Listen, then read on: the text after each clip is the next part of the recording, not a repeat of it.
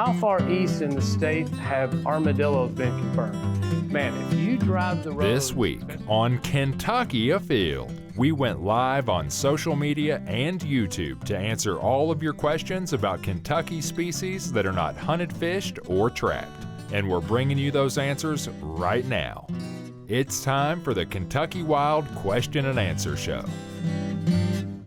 Kentucky Afield. Every week, Kentucky Afield brings you features on hunting and fishing across the state. That's my pup. I'm proud of him.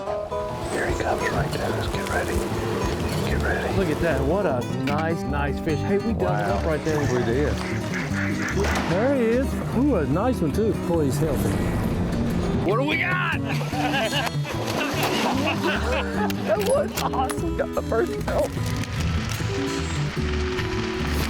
Got one. Big smallmouth. Very nice. Double point. They're in there. There they go. Oh my gosh. Woo! Look at that joker. Look at that. Beautiful. Whoa, this is a good one. That's better than good, Chad. Hello and welcome to Kentucky Afield. I'm your host, Chad Miles, and tonight you have tuned in to our live Kentucky Wild Question and Answer Show. Joining me tonight, I have three guests that have been on the show numerous times before, starting with Kate Slankard, our Avian biologist. How you doing, Kate? Good, happy to be here. Great. Right to her left, we have Dr. Monte McGregor, who is our mussel research biologist. How you doing, Monte? Good to be here. And also joining us, we have Michaela Rogers, who's a wildlife biologist. How you doing? I'm good. Hey, this is the time of year you guys have all kinds of cool and exciting projects out in the field, and we can't wait to hear about some of those. Some of these are activities for individuals who are members of Kentucky Wild to tag along. So you'll notice that all of our guests tonight are wearing the Kentucky Wild t-shirts. Kentucky Wild now, it's been around for 5 years. Michaela, tell me a little bit about Kentucky Wild. Absolutely, yeah. We're really excited. We just celebrated our 5-year anniversary for Kentucky Wild. And Kentucky Wild is a membership-based program that directly supports a lot of the species that we're going to be talking about tonight. So our songbirds, our bats, our mussels, some of our amphibians, salamanders, snakes, that sort of thing, our non-game fish, really all the species that are managed through our non-game program here at the Kentucky Fish and Wildlife Department. And the membership program not only gives you the opportunity to help with the conservation of these species, but it also allows for members to come out with the biologists and see some of the work that's happening in the field. In real time. So we have our member experiences. Those go out through different email sign-up opportunities, and members can sign up for those and go see the different, we've had a monarch tagging event, songbird banding, mussel tagging, that sort of thing. So just different things that members can go out and see biologists working in the field. You know, if you're an outdoor person or a conservationist, you probably are well aware that it's hunters and anglers that support hunting and fishing. Well, these are species that are not hunted and fished for, but they also need to be studied, to be researched, and they need to be conserved. So this is a great way for someone, doesn't matter if you own a hunting or a fishing license in the state of Kentucky, get involved with Kentucky Wild. I tell you what, it's a great way to keep up with what's going on. Most of their communication is done through Instagram, so find them on Instagram, sign up, and keep up with what's going on with Kentucky Wild. Hey, we've got some questions pouring in already. So first up, we've got Tim from Lebanon. Why do we ban birds? Why do we ban birds? Okay, so we ban birds to learn more about them. We can learn about their migration when we recover the bands. We can learn about how long they live. We can identify different individuals by the bands on their legs. And so I actually brought some bird bands tonight. I was wanting to bring that up because they changed how you report bands now. It used to be when you'd find a band, like this is a bald eagle band, if you found a dead bald eagle that was banded, you'd call the number on the band. You can't call the number anymore. You got to report it on the website. Okay. But if you're not an internet person, you can call me and I'm happy to report that information.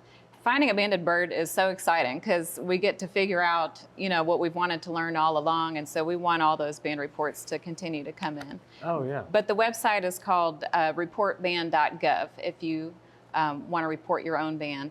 And so if you find a dead bird, we don't encourage, you know, picking it up, but just check and see if it's banded if you find one in your yard, because we can learn a lot from that. And that's even if it's a bird that is a game bird. they get banded quite frequently Exactly. as well. You still want to make sure that those get reported. Is it the same website? It's the same website for game Okay. and non-game birds. Okay. And, you know, you can see here, this is an eagle band. This is one that we would put on peregrine falcons because it's got a color and a letter and a number on it. So if we see them in a picture or through a spotting scope, we can identify the Oh, yeah. individual just by seeing them. Not, you know, we don't have to find them or hold them in our hand. We've got birds banded all the way down to the tiny little warblers that can wear these color bands. And so it's really kind of neat, and people get excited when they find one. So you really band birds for information. I'm sure that as many years as you've been banding birds and doing bird research, there's been something that, what's the one piece of information that you got that you go, I would have never guessed that? Oh gosh, you know, it's always so exciting. Probably the coolest thing that I had recovered was a barn owl that flew all the way to Nebraska within a few months of being born. So Oh, wow. we had no idea our barn owls would go that far away. And so we get to learn really neat things through band recoveries. And what's the oldest bird that you've ever found banded?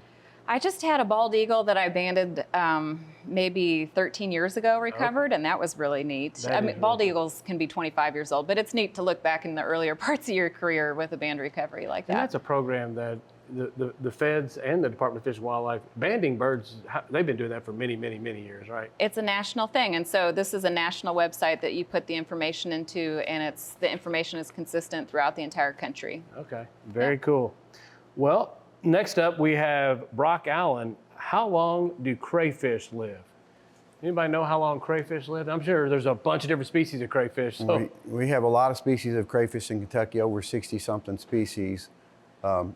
But typically they live just a few years, but there's a few species, some of the burrowing crayfish that live under the ground their entire life, they can live over 10 years. Oh, And wow. But some of the big ones you might find in the rivers, like the bottlebreast, can also live probably about the same amount of time. okay, all right. So can live up to 10 years. Wow.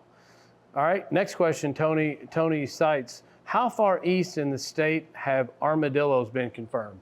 Man, if you drive the roads, especially in Western Kentucky, you know, I first started hearing this, I don't know, 10, 15 years ago. People were saying, you know what I saw? I saw an armadillo. And you're like, really? Well, now I've seen dozens, it seems, because if you're driving in Western Kentucky, you're going to see them. They're out there. How far east, though? There's actually been an armadillo sighting confirmed in Pike County now, Okay. so all the furthest east almost you can go in Kentucky. But yeah, you're right. When they first started moving northward into the state, it was more just concentrated in the Purchase and Western Kentucky. You know, they're still sporadic throughout Central and definitely sporadic in Eastern Kentucky, but they are going to continue to become more common in Kentucky. So Gotcha. really Yes. interesting species. So if you think you saw an armadillo in Kentucky, no matter what state you're in, it's very possible. Yeah. They're- And John McGregor, he's still collecting sightings on armadillos, especially in, you know, central eastern Kentucky, not as much as far as western Kentucky goes, just because, like you're saying, they are becoming a little bit more common. Oh yeah. Our next question is from Nick Johnson. He wants to know where he gets one of those sweet blue shirts. So he's interested in these Kentucky Wild shirts. You were wearing a couple year ago version, the green one. There was a red one. Now this year, this is the blue version. It's blue on blue. How do you get one of these shirts? Yeah, so this new blue shirt is our Kentucky Wild shirt for 2023, and you can get one of these by becoming a member of Kentucky Wild. And we're actually running a membership special tonight. So the $25 membership level, that's the basic membership level that you can join at. You usually don't get a t-shirt, but now until August 15th, because of this Kentucky Wild Q&A show, you can join using a promo code KY-Afield on the Kentucky Wild website. And if you join at that $25 level, you will get this blue t-shirt. All right, so if you would like a new, very soft material that they make these out of, you want a new t-shirt, Kentucky Wild, to show that you support wildlife here in the state of Kentucky, there you go. You got a deal right now. You can get one for $10 off and be a member of Kentucky Wild, all for $25. All right, next question is Sharon Carrick. Do you track bats with band tagging, and what happens to them during the extreme heat? How are we how do we tracking bats? Are you also banding bats? We are also banding bats, and just in case we got a question about banding bats, I brought a couple of bat bands. You'll see they're a whole lot smaller than the bird bands that Kate just showed.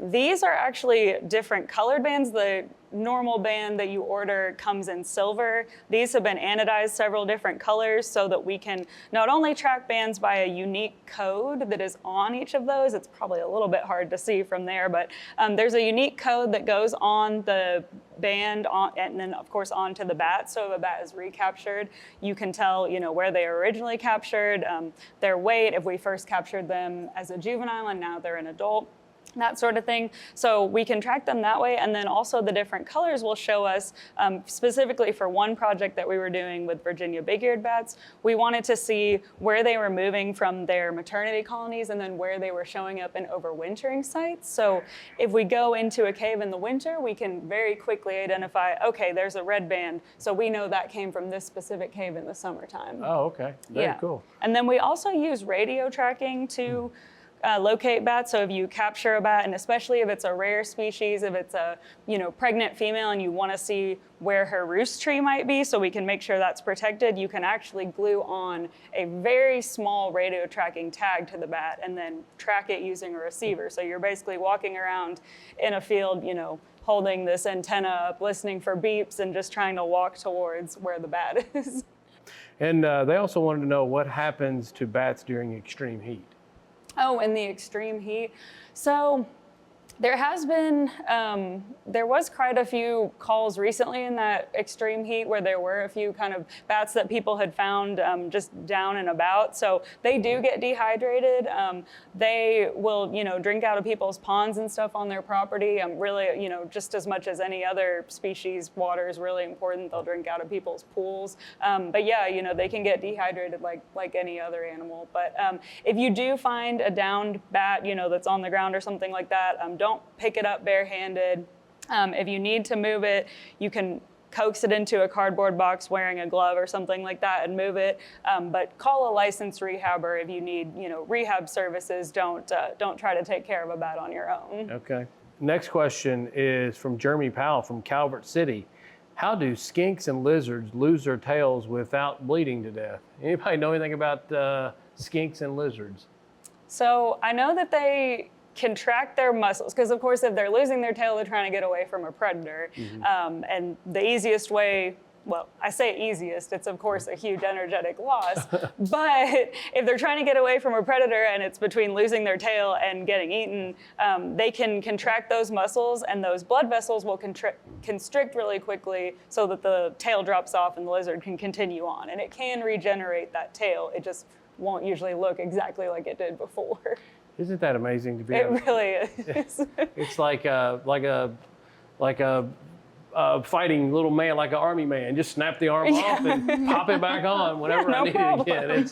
It's amazing that they can do that. Next question is from Timothy Stevens. Wants to know if it's legal to pick up eagle feathers if you run across them in the woods.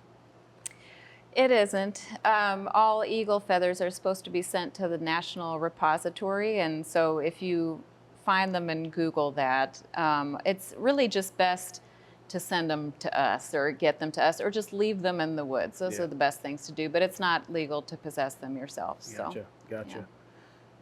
Next question from Donna Tharp wants to know what's the best time of year to cut hay for wildlife benefit. Said, I've been waiting until September and October to allow the milkweed to be used by all the monarchs. Any suggestions on best times of year to cut hay? Here's where you're going to see Michaela and I argue a little bit. Because it's hard to pick the perfect time. And so I often tell people if they want to do the best case scenario to cut a little at one time and then a little at another time. For birds, you want to wait until after the nesting season. Like the last week of August, first week of September is good because the habitat has time to rebound before winter. Okay. But for pollinators, Michaela can fill you in. Yeah, we've had this discussion before where September is a really huge month, of course, for the monarch migration, so that's a challenging time as well for us. Really, but that early August, late July is sometimes an okay period just because the milkweed does have a little bit of time, especially in mid-July, to grow back up a little bit. Like Kate said, really, if you can just kind of leave a little bit at a time, that's kind of the equalizer in giving wildlife some habitat if you can leave a little bit. Okay. Yeah, because milkweed, I mean, that's the only thing they eat. Yeah. They got to feed up for their migration trips. And when do they head out? Well, at the end of August, we'll start seeing the migratory generation of monarchs, and then through September and early October. I mean, even now, sometimes when the falls have been really warm through late October, we've been seeing monarch butterflies. Wow. And I guess this is a good time to talk about the monarch butterfly is a species of greatest conservation need for the state now. I wanted to just really quickly bring up that we're in the midst of our state wildlife action plan revision. So for the first time ever, insects, including the monarch butterfly, have been added into that plan. There's a whole slew of mussels, songbirds, raptors, a whole bunch of species that biologists here study that have been incorporated into our state wildlife action plan. And that's something I wanted to bring up because that's an important plan that really guides how we do the conservation and monitoring work here at the department for all of these species. And that plan will actually be available for public comment here in a couple of weeks on our website. Okay. So just to kind of point out that, there are those species of greatest conservation need. A lot of the ones that we're talking about tonight are actually in that plan as species of greatest conservation need. So anyway, just wanted to point that out, that that'll be on our website soon for public review if anyone is interested in looking at our state wildlife action plan and providing comments. Very good, very good. Next question is from Jason Thomas. Wants to know, what kind of work do we do on Elkhorn Creek for mussels?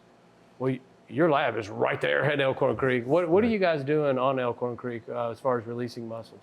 Well, we have a Center for Moss Conservation that's been there since 2002. And our primary objective is to research and study and propagate and culture these really rare mussels that we have in Kentucky. We have 105 species in Kentucky. 29 are federally listed as threatened or endangered. So we have a lot of rare ones. Some of them are doing fairly well in the state, but the ones that aren't, maybe they have gone from Kentucky, so we can actually go to where they are currently living. A good example is the cat's paw. It was gone, a population was rediscovered in 1996. It took about 10 years, 15 years to find 3 or 4 animals to be able to try to work with them. So we started the project in 2012 to be able to try to grow the cat's paw in captivity. So after 10 years of working with this species, we've released over 5,000 from a population of less than 50 in the wild. Wow. So we're doing that at our facility at Elkhorn. So we're raising the food for them. We're keeping them animals in captivity. We're breeding them in captivity at one of our other hatcheries. We have 2 other hatcheries. One is Lake Cumberland and one at Minor Clark Hatchery near Moorhead. So we're doing things at all 3 places to try to keep things in natural conditions. And we're working and studying on what makes them grow and while they're declining in the wild. But we're bringing these things back into the wild in multiple locations.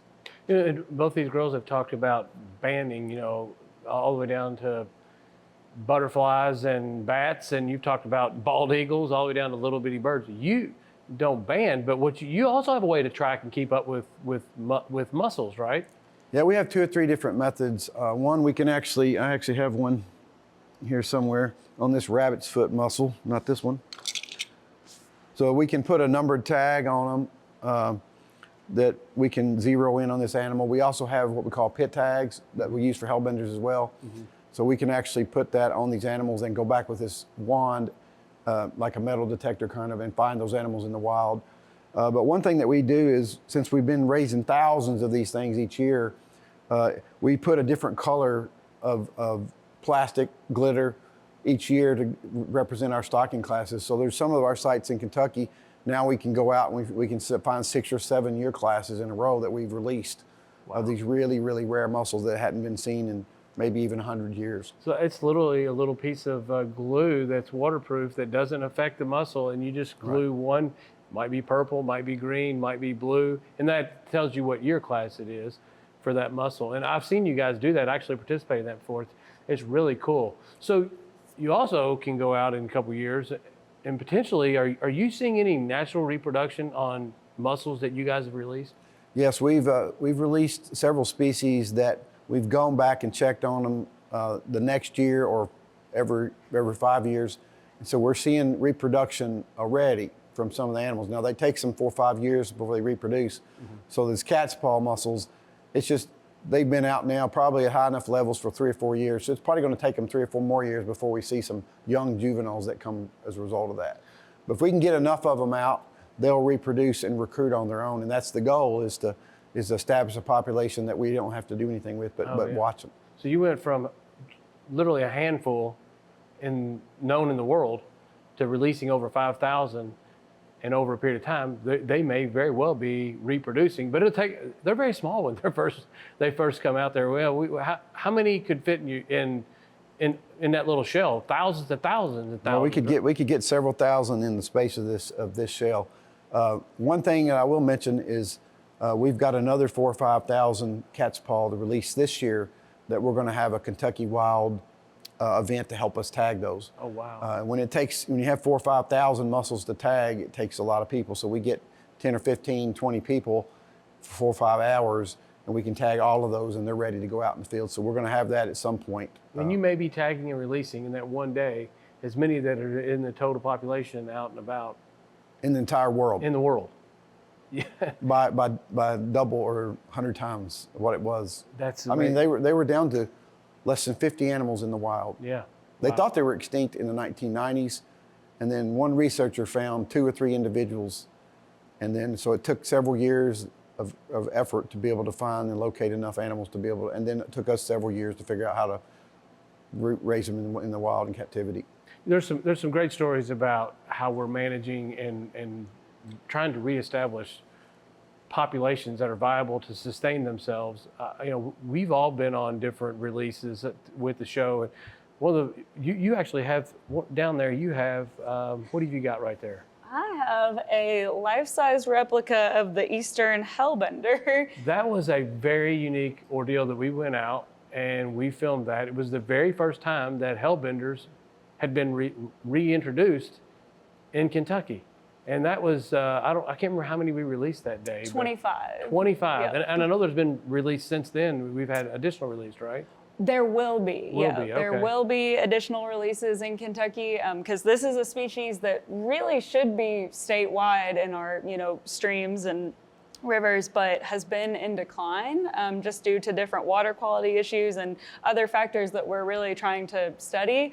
And so we did our first release. There's been a program with Purdue University and other partners. We're possibly partnering with the Louisville Zoo, and we're also going to be doing some actually rearing here at the department, or as far as our facilities that we have. So there's been so far we've been able to harvest eggs from wild populations of hellbenders that we know are in the state, and those so far have been sent to a lab in Indiana to be reared up to the subadult level, and then that's what we re-released last year is hellbenders at that subadult level. So if you're just releasing, a really small juvenile hellbender, or if it's just coming out from egg, it has a much lower chance of survival. Mm-hmm. But by rearing these hellbenders and then releasing them at that subadult level, they're a little bit larger. They're going to have a little bit better chance against predators.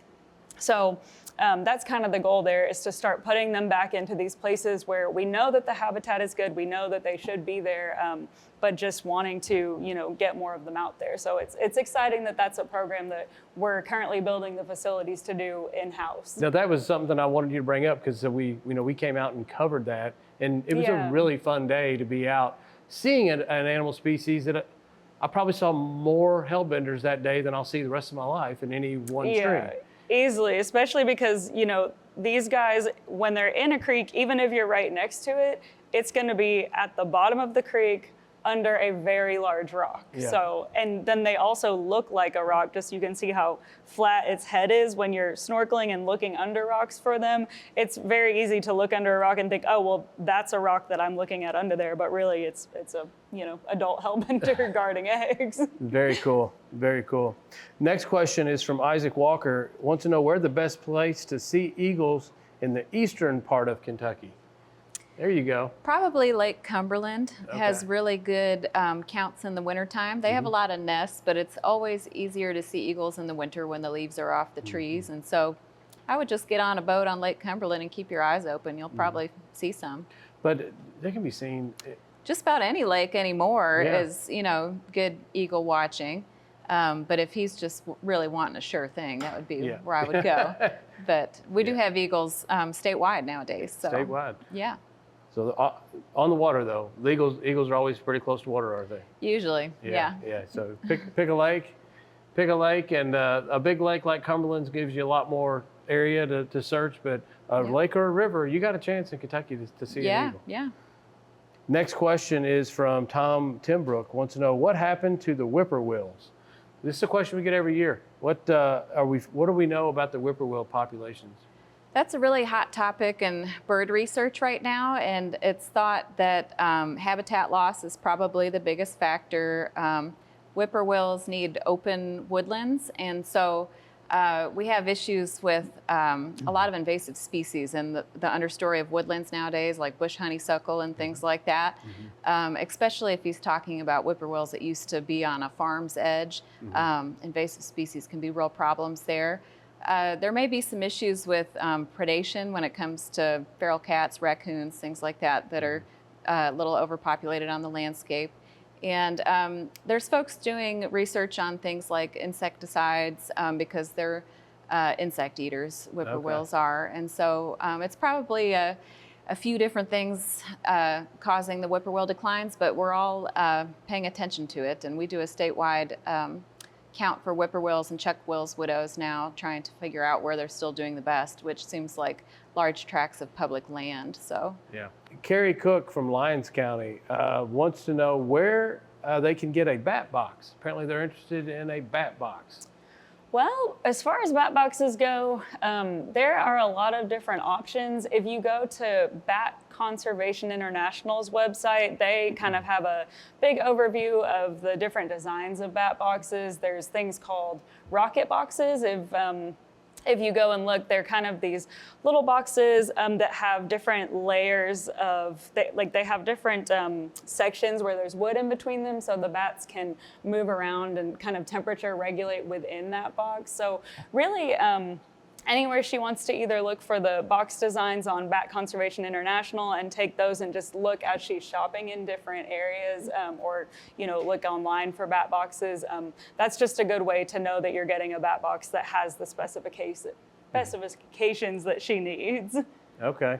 And make sure you put it up pretty high and in a fairly sunny area. So if the bat box is too low, you're going to want it to be about 12 feet off the ground, because the bats have to fly down out of the bat box and kind of swoop a little bit. Okay. So they don't want to be too close to the ground, especially because predators can have access to the box that I got way. you. There you go. Next one is Sharon Sims wants to know how to make hummingbird food and wants to know when they should take their hummingbird feeder down. I got a hummingbird question after this as well, but how do you make hummingbird food? And then when should they take it down? Okay.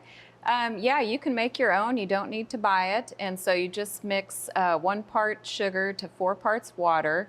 Don't add the red dye. It might be bad for the hummingbirds. And make sure your hummingbird feeder stays nice and clean. You got to take it down and bleach it, honestly, every few days in the heat like this. Okay. To keep it healthy for the birds. Keep the food fresh every 2 days. You probably need to be putting new hummingbird food out. Hummingbirds are in Kentucky until usually through mid to late September, so I usually just take mine down at the end of September. Okay. Rarely you'll see one persist longer than that, but Okay. September 30th is a good day to just kind of close it down, because you need to keep it fresh, so it's kind of a maintenance issue. I don't remember getting this question. Maybe we have. I've had this same issue with the hummingbird 2 years in a row, and it actually is happening right now. They get in my garage, Oh, and when they get in the garage, they go straight to the top, way Yeah. above the door where they can't see the exit. yeah. And I leave the door open day upon day, and I come out, and those hummingbirds, they won't go low to fly out. Yeah. So I end up having to crack the door where they can see light from the very, very top, Yeah. and they make their way out finally. But Yes. any hints on? You've done First year it took exactly me- what I would have told. They get in, A garage is a confusing place for a hummingbird, and so they just get confused when they get in there. And a lot of times there's something about twilight conditions. If you leave the door open, you know, the bird may be in there all day, but something about the twilight of the evening, they see that infrared light coming through and they go towards it at night. They think, I got to get home now, you know. But it can take a while. You just have to be patient and just let the bird fly out. Yeah. You can try to encourage them, but honestly, a lot of times it's just better to be quiet and leave the door open. You know, I dealt with this. I had one in there 3 days last year. Oh, and I hope it's not wow. the I'm same surprised it made hummingbird. it. Yeah. I know. And after 3 days, finally, I didn't see the bird anymore. So I hope he made it. This year, I had it in there today, and I ended up taking the door and putting it about halfway down where I could see that there was light from the top. I left, came back, the bird was out. So usually that's more how it goes. But it's a stressful thing for a homeowner. You don't want to kill this hummingbird, but he's in your garage. And is your feeder close to the garage? Because sometimes you gotta, you know, I don't put the have a feeder on the. hummingbird feeder, unfortunately. I have no idea why that would happen so often for you. It's happened Strange. 2 years in a row, and like I said, it's one of those things when they get in, they don't land. They're just nonstop. They're nonstop. They're going around, and you can tell they're excited and they're nervous, but there's not a really good way to, you know, get one out without hurting it. So we let it find its own way. Yeah. Thank goodness they did. Last year though, it took a little extra time. So. Yeah. Don Stainfield wants to know, how are the eagle and barn owl surveys going? Any results you can share? Okay. Well, a few years ago, we ran into the fortunate problem where we had too many bald eagles to count statewide every year. And so we divided the state in 3 regions, and we started doing regional counts where we would just rotate a region each year. And we started in central Kentucky, and the numbers were great there. Big increase. We went to eastern Kentucky last year, another big increase, great numbers. This year, we counted western Kentucky, which is usually just the absolute stronghold for eagles in Kentucky. And we had an unusual year where the numbers dipped about 15%, which was very, very unusual. And we think it's these windstorms we keep getting have knocked down so many nests because we've had a lot of reports of nests coming down in windstorms. We may have also had some issues with the avian flu that we had last year in the waterfowl. We know that it affected some eagles in our state. We think next year the numbers will be good again. We're going to count extra carefully next year. We expect a rebound, but in any case, the statewide survey is going good. We're just hoping to see western Kentucky bounce back pretty quick. If an eagle does lose its nest, obviously if it's got eggs or very, very small young, then that's going to be a loss. But as far as the bird, it will be able to do fine without a nest, right? Yeah, usually the adults survive the storm, and it's a matter of losing that year's nest, and then the next year they'll nest again. And so, because they build these nests and use them year after year, and they get really big and heavy up there in the tree. Yeah. Ultimately, you get a bad windstorm, it can happen, right? Bald eagle nests are not made for windstorms, that's for sure. So hopefully we'll have fewer storms next year and we'll have better luck. But he asked about barn owls too, right? And so that's a species that we've counted every 3 years, and last year was a big statewide count. And we had a great count last year. We counted more barn owls than ever, over 130 nests and another 25 or so birds that were just roosting birds, and that was just great numbers in comparison to what we've seen in the past. So very cool. So we're feeling really good about the barn owls. We've done a lot of work with them. We've put up nest boxes for birds that needed safer nest sites. We don't put up nest boxes just anywhere. We find the birds first and we give them a nest box, and that's worked out pretty good. It seems to have boosted their productivity. So that's great to hear the numbers coming up. I know we've done shows on barn owls. Yeah. We've done this show saying, hey, if you have a barn owl, and here's how you find out if you have a barn owl. We've shown the cast, and it sounds like all that effort is the numbers are increasing. That's great. Yeah, we've worked on them a long time, and so it's nice to see it pay off. Yeah. Next question, Cody from Spencer County. How big do mussels get in Kentucky, and how big are our mussels compared to other states? What's the biggest mussel here in Kentucky? Well, that has to be the washboard, and I actually have one with me tonight because I thought I might get a question about the biggest mussel. And so here's one that's not even full size, but this one is over 50 years old. Mussels just keep growing, and these can live over about 60 to 70 years. Some mussels can live almost 200 years. Oh my gosh. And they keep growing and growing, and not very much. They'll put on maybe 1 millimeter a year when they get 40 or 50 years old. If they live another 40 years, that's another couple inches. Yeah. So these can get much larger than your hand, and they'll weigh 6 or 8 pounds. Wow. So this is one of the largest that we have, definitely in Kentucky. And the other one close to it is the Three Ridge, which looks a lot alike. They're very similar when they get old. In the United States, what's the biggest mussel found? This is one of them. This is Okay. probably the largest mussel we have in North America, as far as just the volume and size, how big it gets. Okay. Not the oldest, but the largest. And what's the inside of that mussel look like? Okay, so This has got this mother of pearl, and that's where we get the name from the pearls. And pearls are made from shells. They're cultured. Most of them that you buy are cultured. I think I have some here. Here's an example of some pearls. So what happens is the mussel will get something inside the shell, and it'll add a layer of what we call mother of pearl over top of it. Most of the time they're irregular shaped and not round. The ones in the wild that are round are extremely rare, and you would only find those in like the royalty. But you can culture these artificially. So they'll take, for years, Kentucky, people would collect the mussel shells and make little beads out of the shells, send them over to Japan and China, and they would make what we call cultured pearls. So almost all the entire market that you buy pearls from now are made from synthetic inserts that are in the oyster or something in China and Japan or New Zealand. okay. So very few are done here in this country. There is a couple of places down in Tennessee where they actually make freshwater pearls from North American mussels. Oh wow. But they get that really, really beautiful color. And so whatever color the mussel is will be the color of the pearl. So here's one that'll be pink. Oh wow. And they get really pretty colors. And there's a lot of variety. There's red, there's orange, purple, cream color.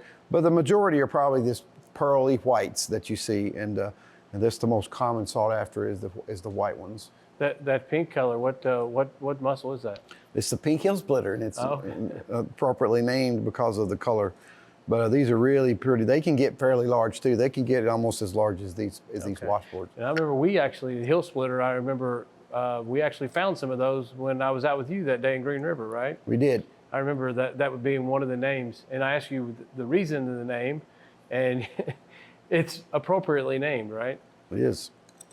Because you said if you step on them with your heels, that you'll know it. Right, and they mussels live in the bottom of the streams and rivers, so what you normally see is something like this. So when I'm out looking for them, 80% of the ones are below the surface. So I'm seeing a little tiny little peak. So this guy here, they like to crawl around this way and live like this, and this heel gets really sharp.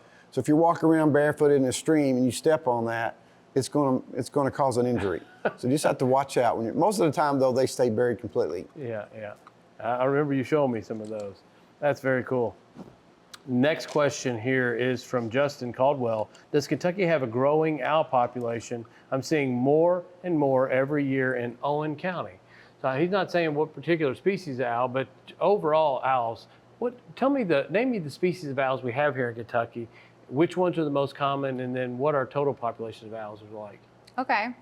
So starting with the more common ones, we have great horned owls, barred owls, and screech owls. Okay. And they all have stable or possibly slowly growing populations. Okay. We have the barn owl, which is a species of concern we've been working on, a bit more rare.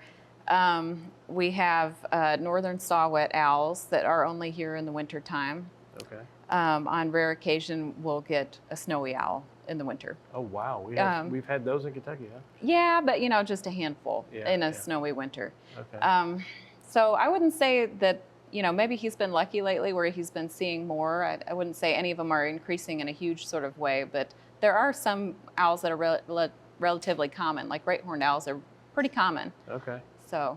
Yeah, I've seen quite a few of you. You spend a couple of mornings out in the field at daylight, you get a good chance you're going to see one. Yeah, you just have to be looking for them. I'll tell you what, they can be intimidating in a deer stand. You come have an owl land right at you, right in front of you. It can be a little intimidating. Yeah, it can startle you. Yeah. That eyes that they have feels like they're looking right through you. But you know what? You just kind of sit there and admire their beauty and give. They don't neat like to to see sit 'em, around. yeah. They'll be there for a few minutes and it seems like they're gone. Yeah, yeah. Next question is from Courtney Hayes. Are there any species of butterflies that migrate other than the monarch? There are. That's a great question because a huge amount of attention gets put on the monarch butterfly, which is absolutely fascinating, makes that huge migration to Mexico each year. But some of our, common species like buckeyes, they will migrate south. Our cloudless sulfurs, the big yellow ones that you'll see probably pretty soon here, you'll probably see a lot of those late August, they'll make a migration. And the painted lady, those are pretty common. They actually also go to Mexico. Not all of them, some of them end up in South Texas, further south, but they also make a migration, a huge migration to Mexico, and just don't get nearly as much of the attention that the monarch does. Okay. So they just have a little less of a structured migration than the monarch does with those 4 generations. But they, still make a huge migration nonetheless, and they're a smaller bodied butterfly. Okay. Yeah. All right. Very cool. So are there any butterflies that stay in Kentucky year round? There are, yeah. Okay. So if you think about it, for a butterfly and invertebrate, there's really 2 options.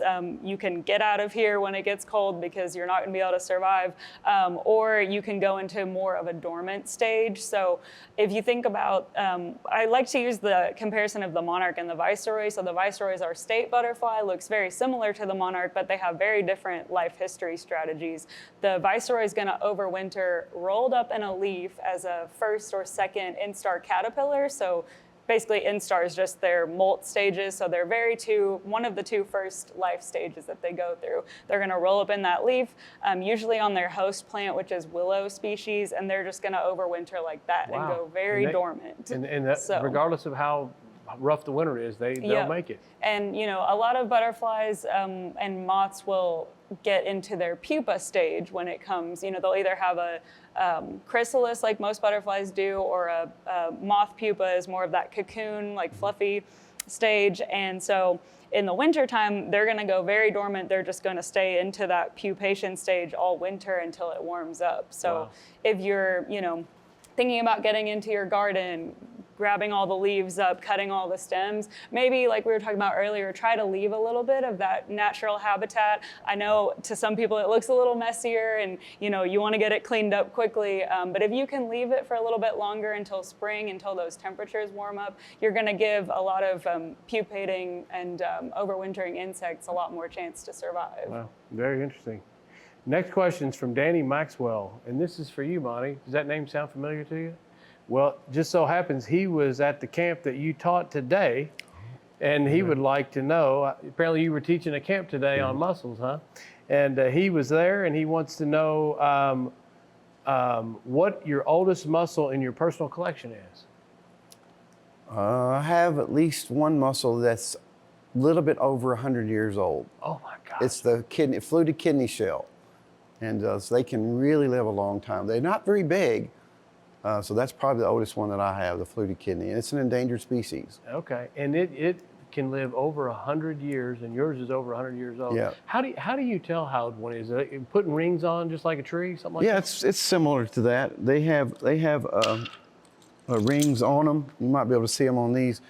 Instead of a tree which starts in the center and goes both ways, the mussels lay a ring down and add them on in layers. So these dark bands would be like year 2, year 3. In fact, Mr. Maxwell, I showed him probably today how to age one, and he was telling me how old the ones that I had in the box, that he was aging them pretty easily after I showed him. Okay. So it's pretty easy to age them. Sometimes when they get 1 millimeter a year, it's really tough. You have to put them under a microscope, or you have to cut the section of the shell and look at them from the side. Yeah. So that's different ways of doing it. But you can very accurately age them based on... To some extent, yes. Yeah, that's very interesting. Over 100.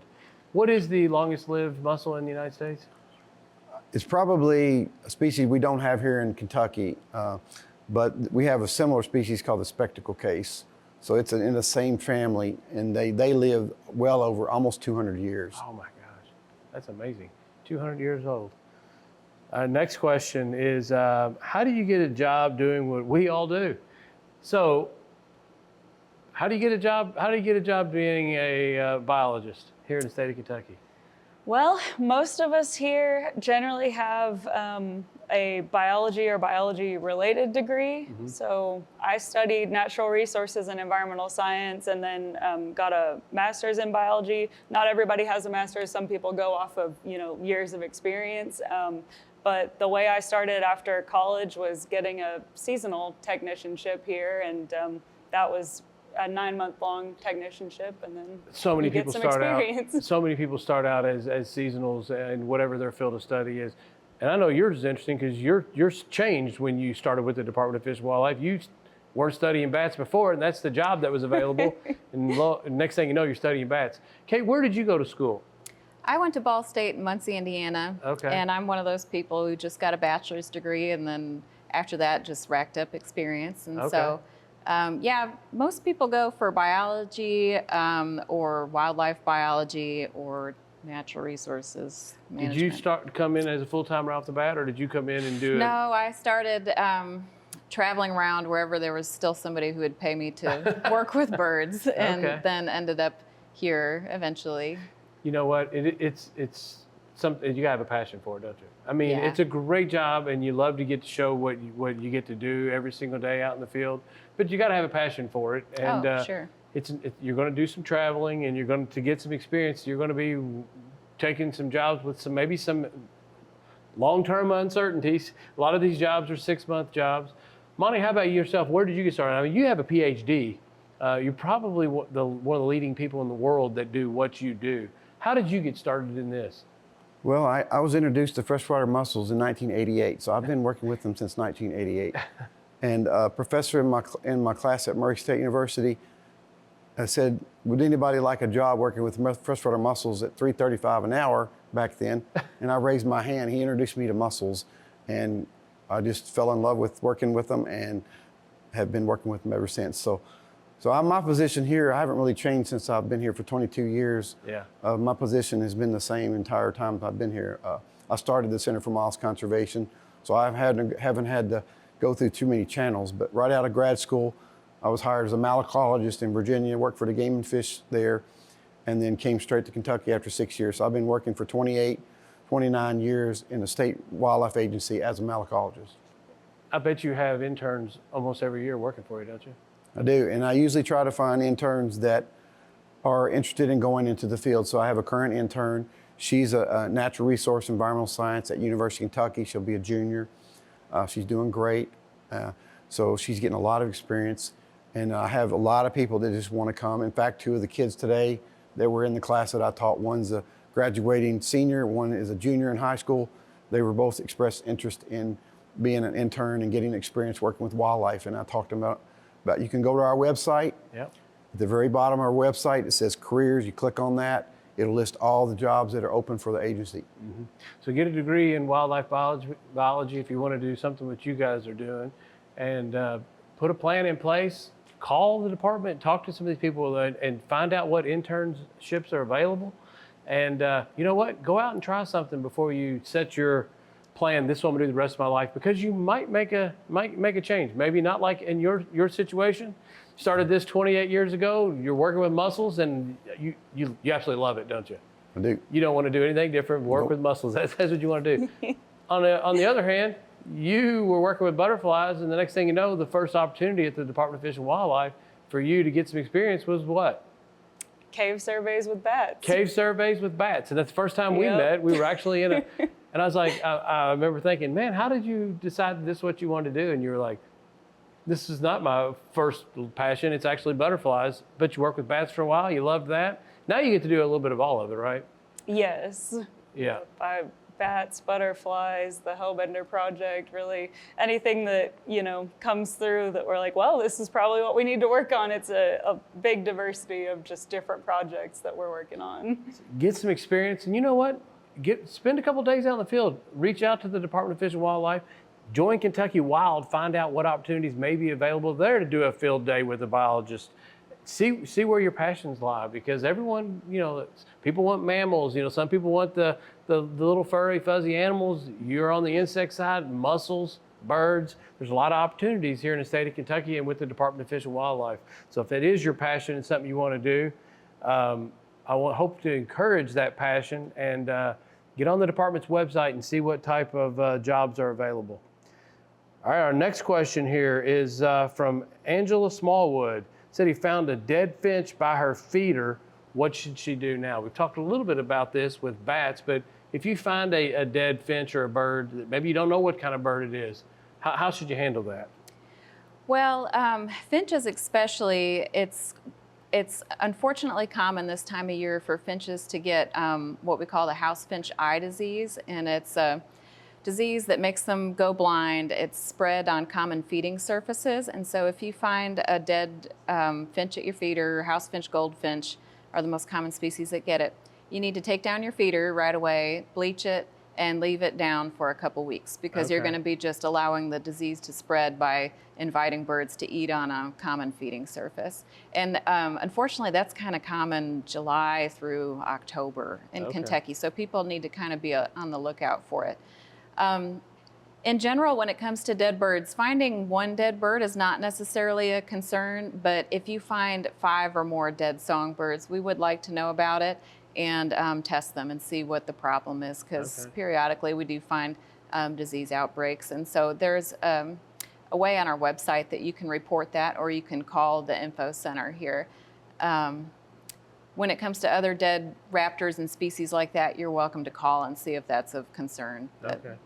So I'm guessing that anytime you find a dead bird, if you don't know what it is and it's around your bird feeder, it's probably a good idea to clean that thing out. Yes. Take it down for a period of time, clean it very well, dump out the remaining food, and start fresh again. Yeah, right? I'm glad you said that. You know, you're not really doing birds any favors by feeding them if you're spreading illness. And so it's important, if you're feeding birds, to keep the bird feeder clean. You really should be cleaning it every week or two, regardless of the situation. And certainly if you find dead birds, leave it down for 2 weeks. That lets the disease run its course, and then try putting it back up to see if you still have problems. All right. Next question is from Donna. Wants to know if we can explain how to view moths at night using a sheet and a light, and what is the best time of year to use this method?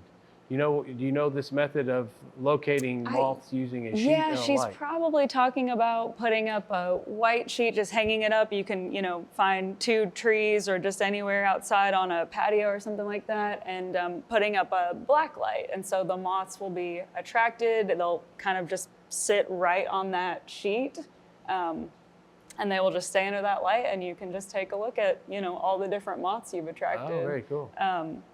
And, if you don't have the setup and everything for that, you can just do something as simple as turning on your patio light. And if you have a screen door or something, like that will work too. Okay. Yeah. And what's the best time of year to view moths doing that method? Really, right now is a great time. It was actually just Moth Week last week or the week before. Okay. So that's just a big awareness week of, the amount of moth diversity in the United States. And so, middle of summer, there's lots of moth species about. All right, that's very cool. Next question is from Abby. Wants to know how we get to work in the field year round. So is there field work for all of you guys year round? Right? Do you There get to work? is, yeah. For birds in Kentucky, I guess, do you think this is a career interest type question? I or? think it sounds like it. Yeah, it sounds Yeah. like, want to make sure I know we talked about 9-month interim jobs, but there are jobs for biologists year round, right? There are, yeah. And if you're still in the phase of your career where you're doing temporary positions, honestly, I just had to travel. I moved south in the winter where they were still doing a lot more bird work, and, came north during the summers for several years there. So we generally hire our technicians in the summertime here for birds anyway, but we're here year round. We count birds in the wintertime too. Okay. I mean, there's work for you every day. You're raising the food and you have thousands and thousands of species of animals there that you're raising the food and everything from every day, right? Right, and so we used to run our facility 365 days a year, and then when we had the pandemic, we were forced to do some other things a little differently. But our hatcheries, we have live animals year round, and they have to be checked year round. So it's not as much work in the wintertime going out and doing field work in the rivers and streams, but we do have equipment such as dry suits to get out in February and March when the mussels are starting to spawn and getting their brood stock. So we go out at different times. It's much easier to go out in the summer when it's not so hard on the biologist. Yeah, oh yeah. Well, tonight's been a lot of fun. If there's a particular species of animal that you've heard a little bit about that you want to know more about, hey, reach out to these biologists, give us a phone call. But even better than that, go and join Kentucky Wild on Instagram and become a member.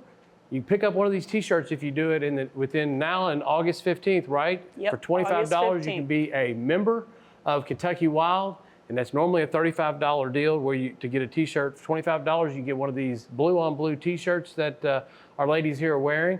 And consider joining Kentucky Wild. It's been 5 years now. How many members total?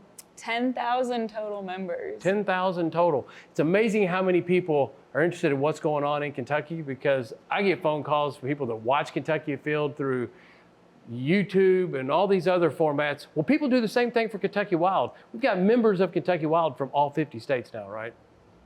So they may have lived in Kentucky at some point in time, or they were raised in Kentucky.